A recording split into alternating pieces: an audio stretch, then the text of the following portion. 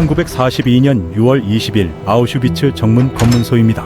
나치 친위대 경비병이 다가오는 검은색 컨버터블을 바라보는데 이상한 점을 눈치챕니다. 승객석에 앉은 장교의 제복이 뼈에 헐렁하게 걸쳐져 있거든요.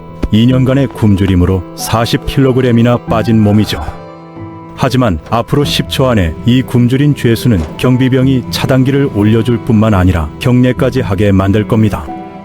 4명의 남자가 역사상 가장 치명적인 죽음의 공장 정문을 통과해서 빠져나가려 하는데 소장의 차를 타고 서장의 제복을 입고 소장의 총을 들고 뒷좌석에는 독일이 전쟁에서 질 수도 있는 폭탄 같은 문서를 숨겨서 말이죠. 가장 미친 부분은 이 모든 게 19일 전 사형수 명단에 오른 한 남자가 속삭인 5단어에서 시작됐다는 겁니다. 어떻게 4명의 죄수가 친위대 전체를 속였는지, 그리고 아우슈비츠가 이들의 탈출에 어떤 대가를 치렀는지 이야기해 보겠습니다.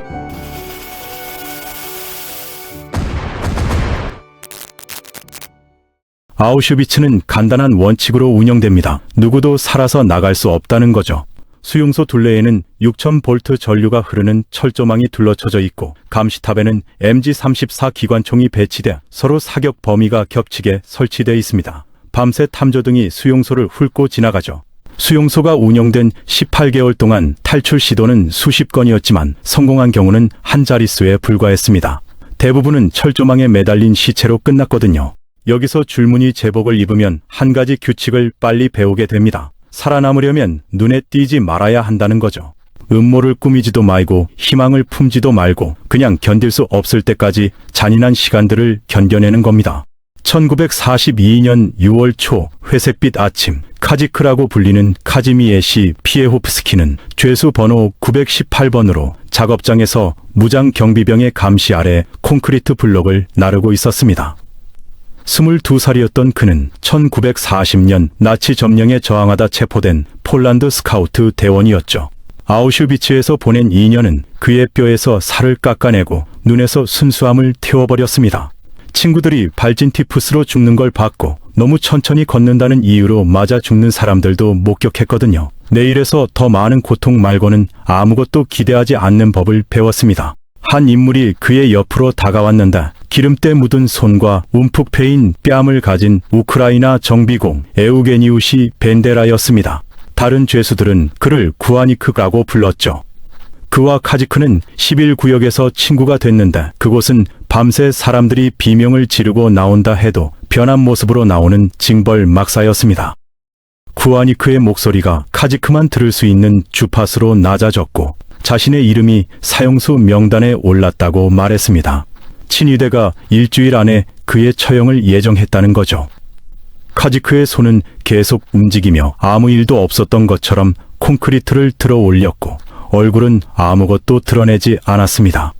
하지만 내면에서는 아드레날린이 얼음물처럼 혈관을 타고 흘렀거든요. 사형수 명단은 친위대가 구아니크를 제거 대상으로 선택했다는 의미였는데 보통 심장에 직접 페놀을 주사하는 방법을 썼습니다. 몇 초 만에 죽이고 탄약도 필요 없는 방식이죠. 항소도 불가능하고 탈출도 불가능했습니다. 그 명단에 오른 죄수들은 그냥 사라지고 시체는 화장터의 끝없는 작업량에 추가될 뿐이었거든요. 하지만 구아니크에게는 나치가 모르는 게 하나 있었습니다. 차량 기지의 모든 차량에 접근할 수 있다는 거죠. 그의 작업 배치는 그를 참모용 승용차, 트럭, 그리고 가장 중요하게는 소장 루돌프 헤스의 자랑인 슈타이어 220 컨버터블 근처에 두었습니다. 수용소 전체에서 가장 빠른 차였죠. 여기서 이 이야기가 다른 모든 아우슈비츠 탈출 시도와 갈라지는 지점이 나옵니다. 탈출을 시도한 대부분의 죄수들은 뻔한 방법을 썼거든요. 어둠 속에서 철조망을 자르거나 철조망 밖 작업 배치에 접근하려고 카포에게 뇌물을 주거나 나가는 화물 선적에 숨는 식이었죠. 친위대는 이 모든 걸 예상했습니다. 수개월간의 시행착오와 피로 얼룩진 실수를 통해 대응책을 정교화했거든요. 부소장 카를 프리치는 매번 점호 때마다 결과를 명확히 했는데 탈출에 성공한 죄수 1명당 보복으로 무작위로 선택된 10명이 처형된다는 거였습니다. 탈출의 수학은 언제나 대량 학살의 수학이었죠.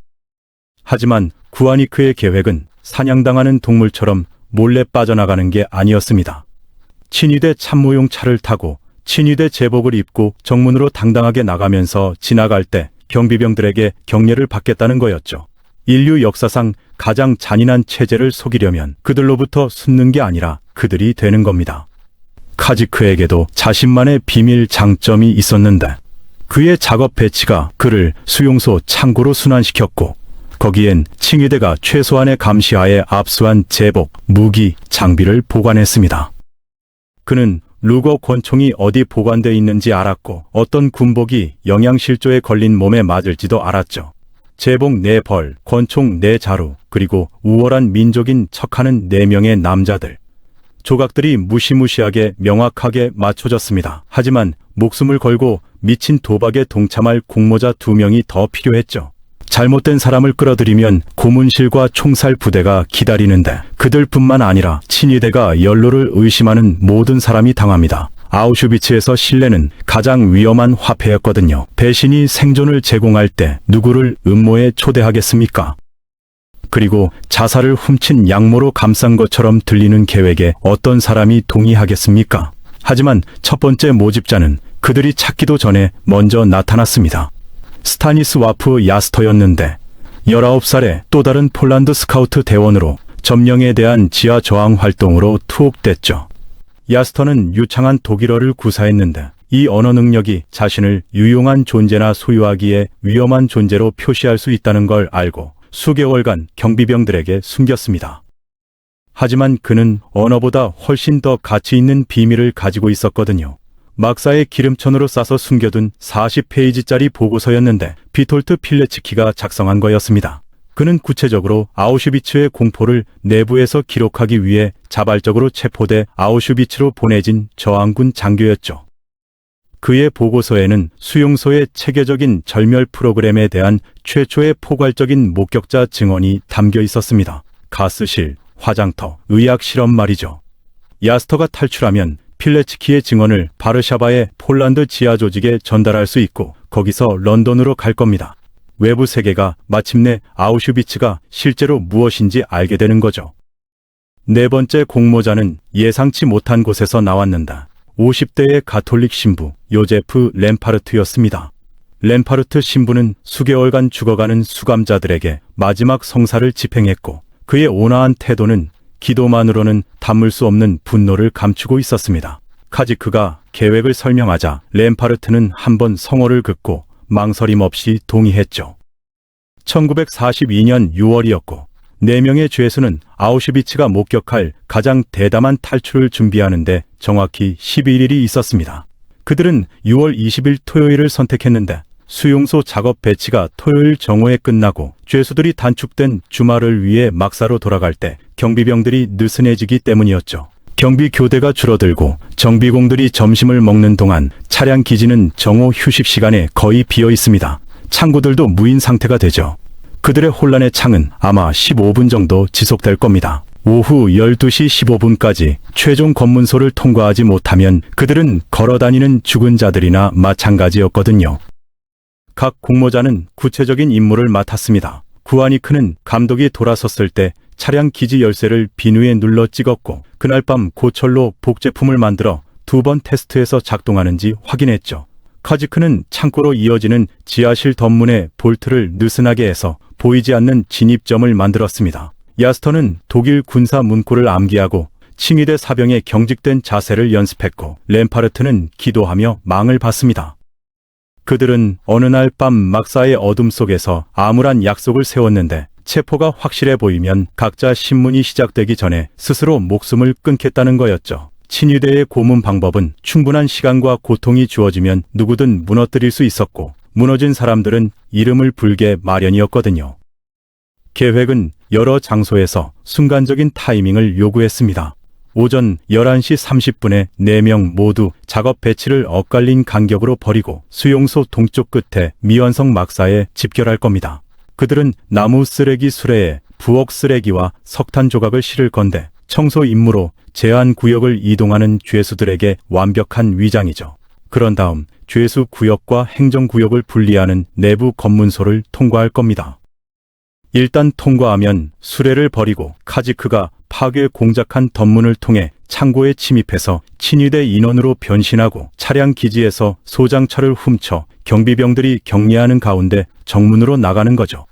각 단계는 완벽한 기만이나 완벽한 행운을 요구했는데 둘 다 필요할 겁니다. 하지만 그들이 통제할 수 없는 변수가 있었습니다. 카지크를 밤에 잠 못 들게 하는 계획의 틈새 말이죠. 정문 검문소는 허가 서류로 운영됐습니다. 아우슈비츠를 떠나는 모든 차량은 수용소 행정부가 도장 찍고 서명한 문서화된 허가가 필요했거든요. 그들에게는 서류도 위조 도장도 행정사무실의 공범도 없었습니다. 그저 무력과 훔친 제복 그리고 오만함이 의심보다 빠르게 전달된다는 절박한 희망뿐이었죠. 경비병이 그들이 제시할 수 없는 신분증을 요구하면 어떻게 될까요? 차단기가 올라가길 거부하면 어떻게 될까요? 그리고 그들의 허세가 무너지고 4명의 죄수가 훔친 제복과 훔친 무기를 들고 노출되면 어떻게 될까요? 1942년 6월 20일 오전 11시 30분 태양이 계절에 맞지 않는 강렬함으로 아우슈비츠를 내리쬐고 있었고 경비병들조차 무거운 제복을 입고 시들어 보였습니다. 4명의 죄수가 엇갈린 간격으로 작업 배치에서 빠져나와 수용소 가장자리 빈 막사 다락방으로 올라갔죠. 건물에서는 톱밥과 곰팡이 냄새가 났고 나무 널빤지 틈새로 빛이 들어왔습니다. 램파르트가 속삭이는 기도로 그들을 이끌었는데 자신들을 위해서가 아니라 다시는 보지 못할 가족들을 위해서 그리고 그들이 시도하려는 것을 시도하다 죽은 죄수들의 영혼을 위해서였죠. 각자 알고 있었습니다. 다음 1시간이 자신이 살지 죽을지를 결정한다는 걸요. 11시 55분에 그들은 내려와서 나갔습니다. 쓰레기 수레는 감자 껍질, 썩은 양배추, 석탄 먼지 냄새가 진동했습니다. 파리들이 검은 구름으로 무더기에 몰려들었거든요. 카지크와 벤데라가 앞쪽 손잡이를 잡았고 야스터와 램파르트가 옆면을 고정해서 짐이 넘어지지 않게 했습니다. 그들은 내부 검문소를 향해 섞여 들어갔는데 아우슈비츠의 다른 모든 죄수의 지친 걸음걸이와 일치시켰죠. 어깨는 구부리고 눈은 내리깔고 움직임은 주의를 끌지 않을 만큼 느리지만 목적을 시사할 만큼 꾸준했습니다. 그들 위에는 녹슨 철제 글자로 수용소의 외설적인 약속이 적혀 있었습니다. 노동이 너를 자유롭게 한다고요. 1시간도 안 되어 그 말이 실제로 사실이 될 수도 있었죠. 내부 검문소 경비병은 또 다른 끝없는 토요일에 지루해하며 발을 이쪽 저쪽으로 옮겼습니다. 행정구역을 향해 쓰레기 수레를 미는 4명의 더러운 죄수를 흘끗 봤는데 냄새가 먼저 그를 덮쳤습니다. 썩은 음식과 인간의 땀 냄새죠. 그는 혐오감에 코를 찌푸렸거든요. 몇 년처럼 늘어나는 3초 동안 그는 신분증을 요구하고 일일 명단과 대조해 작업 배치를 확인하는 걸 고려했습니다. 그의 손이 클립보드 쪽으로 움직였죠. 그러고는 지루한 몸짓으로 그들을 통과시켰습니다. 죄수들은 이미 그를 지나쳤고 이미 검문소를 통과했고 이미 행정구역 안에 있었죠. 여전히 아우슈비츠 아니었지만 첫 번째 장벽을 넘은 겁니다. 축하도 없었고 안도의 시선 교환도 없었습니다. 그들은 고개를 숙이고 악취나는 수레를 자갈길을 따라 밀었죠. 쓰레기 배치 중인 4명의 익명 죄수들. 경비병들이 두 번째 눈길도 주지 않고 지나갔고 친위대 장교가 부추 소리를 내며 성큼성큼 걸어갔지만 그들에게 경멸적인 시선조차 주지 않았습니다. 억압받는 자들의 투명성이 이제 그들에게 유리하게 작용했거든요. 그들은 건물 사이 그림자 속 창고 뒤에 수레를 버렸습니다. 카지크가 11일 전에 파괴 공작한 지하실 덧문으로 그들을 이끌었고 볼트는 금속의 부드러운 긁는 소리와 함께 자유롭게 미끄러졌죠. 하나씩 그들은 시원한 어둠 속으로 떨어져 나무 사다리를 타고 1층으로 올라갔습니다. 창고는 조용했고 친위대 인원들은 점심 중이었는데 멀리서 그들의 목소리가 들렸지만 희미해지고 있었죠. 위층에는 잠긴 문이 2층 창고실로의 접근을 막고 있었는데 야스터가 어깨로 2번 들이받자 오래된 나무가 갈라졌고 세 번째 충격의 틀이 완전히 부서졌습니다. 그들이 들어왔죠. 안에는 크기별로 정리된 금속 선반에 걸린 친위대 제복들이 줄지어 있었습니다. 가죽 홀스터에 든 루거 권총이 쌓인 선반들, 나무 선반에 서 있는 마우저 소총들, 국방 표시가 찍힌 탄약 상자들이 있었죠. 문 하나만으로 지켜지는 무기고였습니다. 잠시 동안 4남자는 얼어붙어 서서 적 장비의 엄청난 풍부함에 압도당했고 그러다 훈련이 작동했습니다. 그들은 이로 득실거리는 죄수 줄무늬를 벗어던지고 고문자들의 제복을 입었거든요. 양모는 그들의 상처난 피부에 대고 믿을 수 없이 깨끗하게 느껴졌습니다. 카지크는 운토슈 투름 트러, 즉 소위의 군복을 채웠는데 희미한 빛을 받는 은색 깃 휘장이 달려 있었죠. 야스터와 램파르트는 사병으로 옷을 입었고 모자를 깎은 머리 위로 낮게 눌렀었습니다. 변신은 4분 안에 일어났거든요. 4명의 해골 같은 죄수가 4명의 친위대 인원이 됐는데 수척했지만 틀림없이 독일 군인이었습니다. 카지크는 벽에 기댄 금이 간 거울에서 자신의 모습을 봤죠. 나치 장교가 되돌아봤는데 눈은 움푹 들어가고 광대뼈는 자를 만큼 날카로웠지만 절대 권위의 제복을 입고 있었습니다. 변장은 단지 그의 외모를 바꾸는 게 아니었거든요. 다른 사람들이 그를 어떻게 인식할지를 바꿨습니다. 죄수를 보는 즉시 솔 경비병들이 대신 이 모습에 격리할 거죠. 제복은 갑옷이었고 심리적 위장이었고 죄수들이 사라지는 공간에 존재할 수 있는 허가증이었습니다.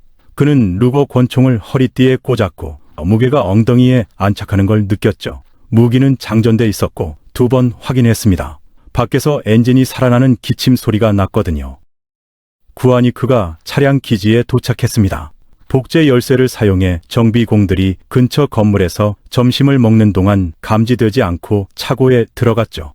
소장의 슈타이어 220 컨버터블이 그림자 속에서 빛나고 있었는데 검은 페인트가 거울처럼 광택이 나고 크롬 트림이 흩어진 빛을 받고 있었습니다. 그는 운전석 뒤로 미끄러져 들어가 열쇠를 삽입하고 6기통 엔진을 살려냈습니다. 만족한 포식자처럼 윙윙거렸죠. 구아니크는 차를 창고 적재 구역으로 돌려 속도를 적당히 유지하고 자세를 자신 있게 유지했습니다. 3명의 친위대 남자가 창고에서 나와 컨버터블에 올라탔고 카지크는 앞 승객석, 즉 지휘관의 위치를 차지했죠. 벤데라가 운전대 뒤로 미끄러져 들어갔고 야스터와 램파르트는 뒷좌석에 앉아 무릎에 소총을 올렸습니다. 필레츠키의 숨겨진 보고서는 야스터의 군복 안쪽 가슴에 붙어 있었거든요.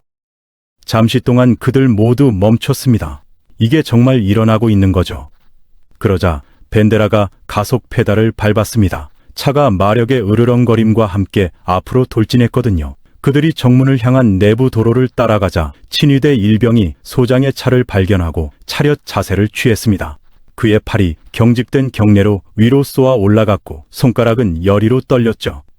카지크는 속도를 늦추지 않고 차가운 고개 끄덕임을 돌려줬는데 얼굴은 2년간 지켜본 장교들의 격렬적인 가면으로 배열됐습니다. 일병은 앞유리 뒤에 해골 같은 얼굴들을 2번 쳐다보지도 않았거든요. 그는 제복만 보고 차만 보고 차량의 광택 나는 틀에서 방출되는 권위만 봤습니다. 그들이 지나가자 더 많은 경비병들이 경례했죠. 각각이 끝을 댈 수 있었고 각각이 뭔가 잘못된 걸 알아챌 수 있었습니다. 맞지 않는 군복, 죄수의 자세, 긴장한 땀 말이죠. 각각이 대신 그들을 앞으로 손짓했습니다. 뒷좌석에서 램파르트는 훔친 소총을 움켜쥔 손으로 무언의 기도를 입술로 읊었고 야스터의 손가락 마디는 무기 개머리판 주위에서 하얗게 변했거든요.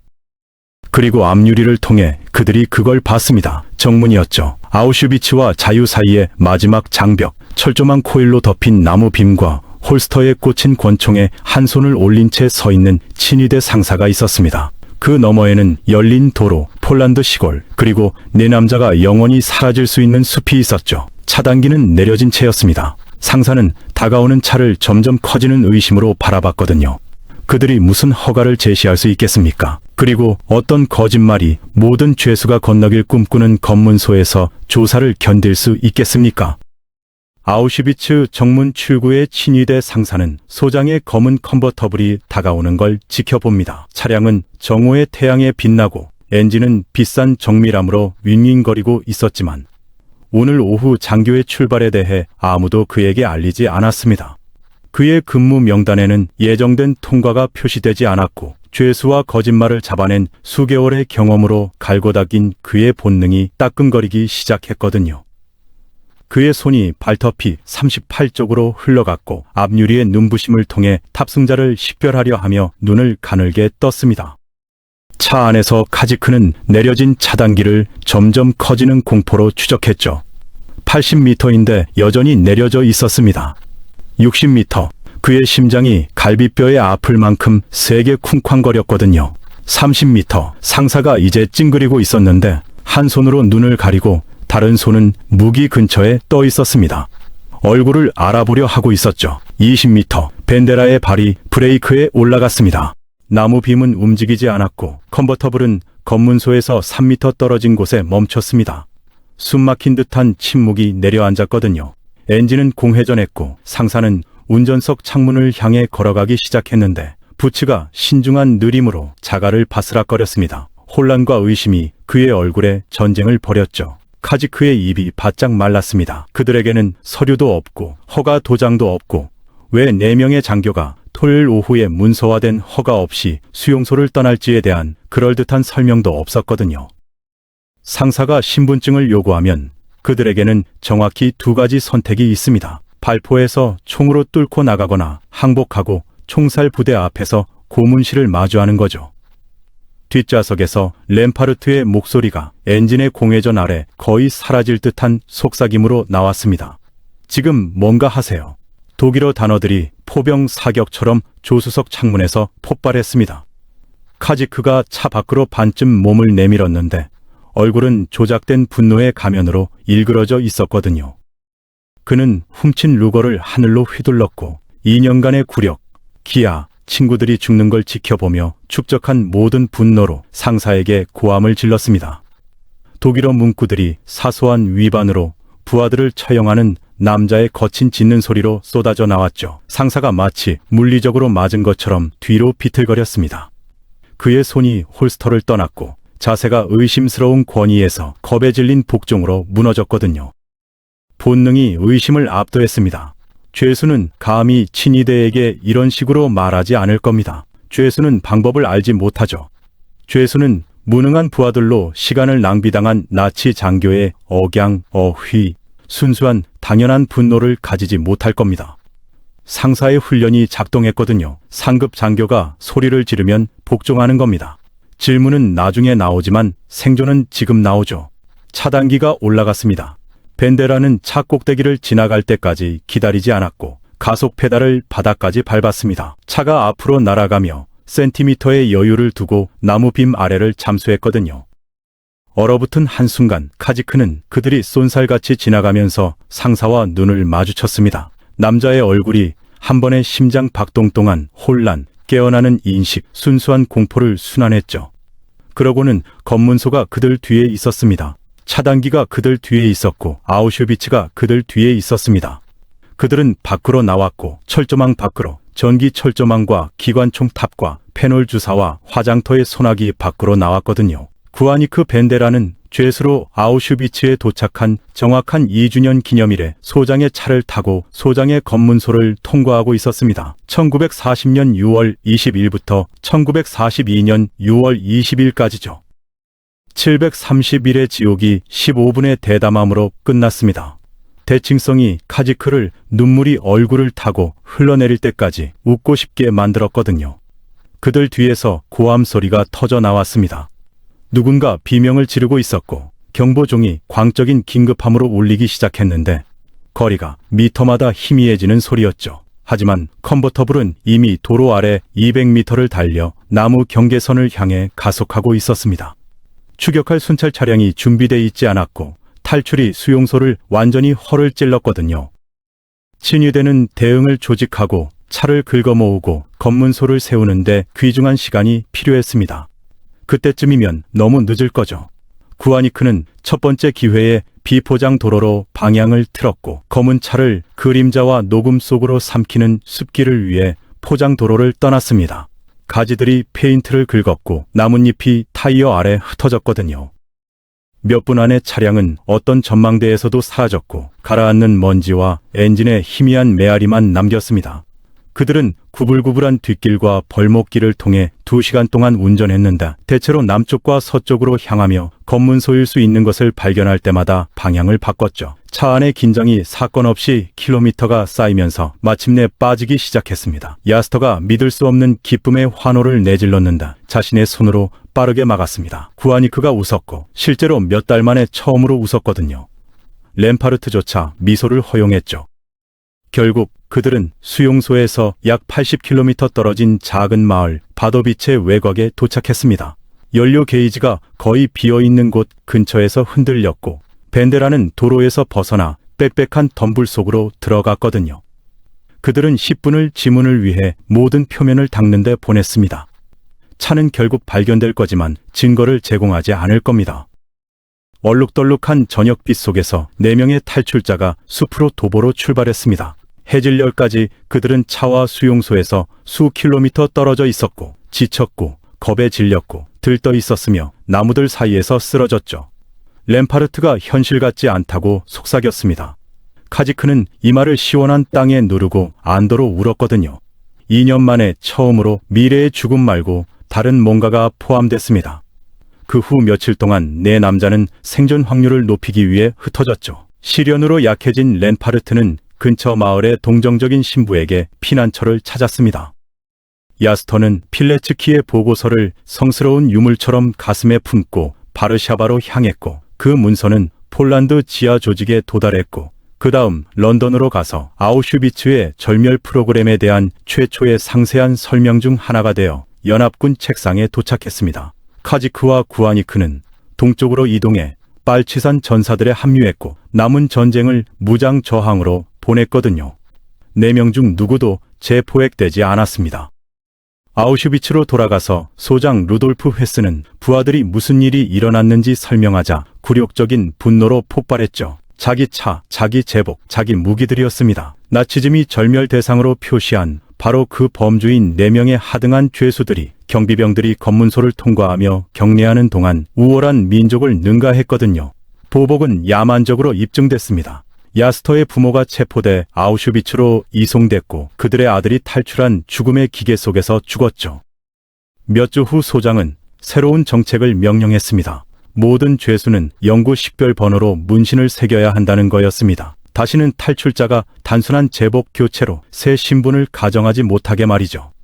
아우슈비츠의 표시는 영원히 피부에 새겨질 겁니다. 4남자가 시스템이 깨질 수 있다는 걸 증명했기 때문에 잔혹함이 깊어졌습니다. 아우슈비츠는 1945년 2월 소련 해방까지 계속 운영됐거든요. 110만 명 이상이 그 울타리 안에서 죽었습니다. 1942년 6월 20일의 탈출은 그 산술에 대해 아무것도 바꾸지 못했죠. 100만 명 중 4명이었습니다. 하지만 나치가 필사적으로 억누르고 싶어했던 뭔가를 증명했습니다. 그들의 죽음의 기계는 무적이 아니었다는 거죠.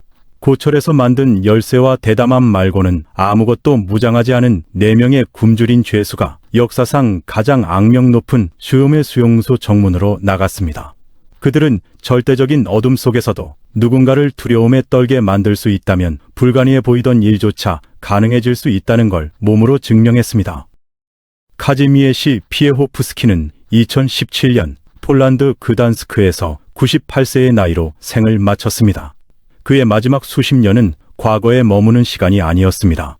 그는 탈출을 증언했고 학교를 찾았으며 수많은 인터뷰를 통해 한 가지 사실을 남기려 했습니다. 모든 선택지가 닫힌 것처럼 보이던 순간에도 4명의 평범한 인간이 항복 대신 행동을 선택했고 그 선택이 역사를 바꾸었다는 사실 말입니다.